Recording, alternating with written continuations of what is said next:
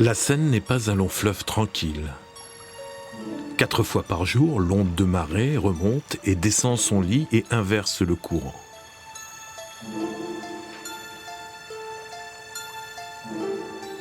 Cette grande respiration du fleuve est la cause de phénomènes curieux, comme le mascaret. En ce temps-là, le fleuve était peu profond, son lit capricieux. Un grand spectacle se préparait. La Seine jouait sa sauvage. Un spectacle naturel d'une vague unique mais puissante qui attire sa ration de curieux et ne les déçoit pas.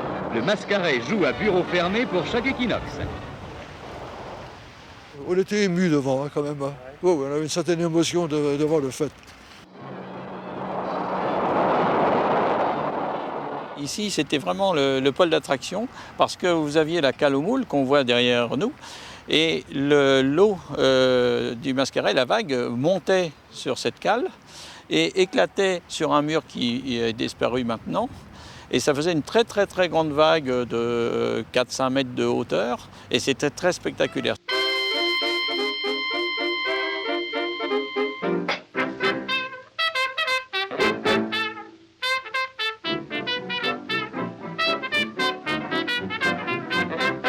Et 2 fois par an, c'était la fête au village. On venait quelquefois de loin et à pied pour se faire rincer.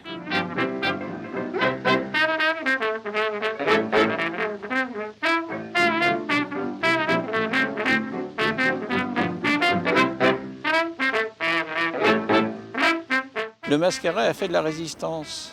C'est-à-dire que lorsque les Allemands venaient voir le phénomène, bien entendu, il n'y avait aucun code-becquet qui leur disait surtout « vous approchez pas, il y a danger ».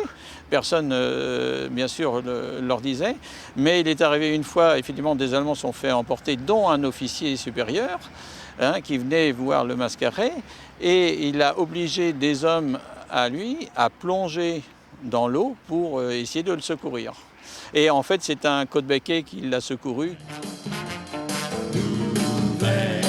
Ces images d'amateurs en couleur témoignent des dernières années du mascaret. Car lentement, le phénomène s'est atténué. Le cours d'eau, farouche, est devenu un chenal, un grand canal.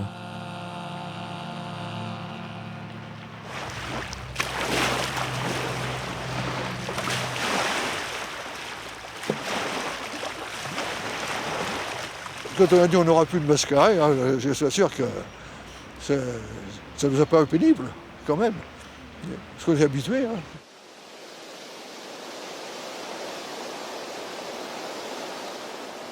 La Seine a été creusée et les berges endiguées. Le fleuve a donc commencé une seconde vie plus calme.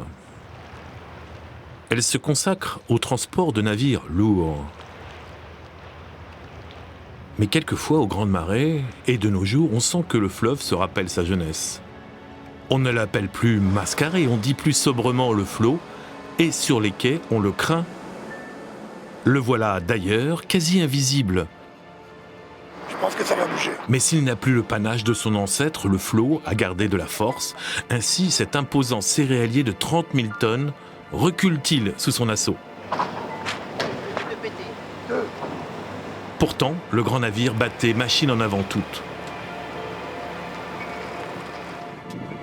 La Seine est redevenue un fleuve civilisé, encadré de solides berges au chenal profond.